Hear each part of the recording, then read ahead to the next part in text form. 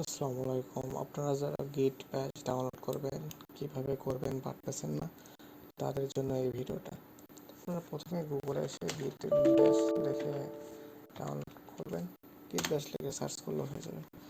তারপর এখানে প্রথমে আমরা গিটে ক্লিক করব।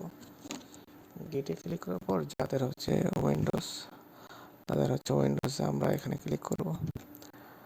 উইন্ডোজে ক্লিক করার পর আপনার এখানে আছে স্ট্যান্ড অ্যালোন ইনস্টলার, এখানে আমরা ক্লিক করব। এটা ডাউনলোড করব 64 বিটেরটা। তো এখানে আপনার ডাউনলোড স্টার্ট হয়ে যাবে।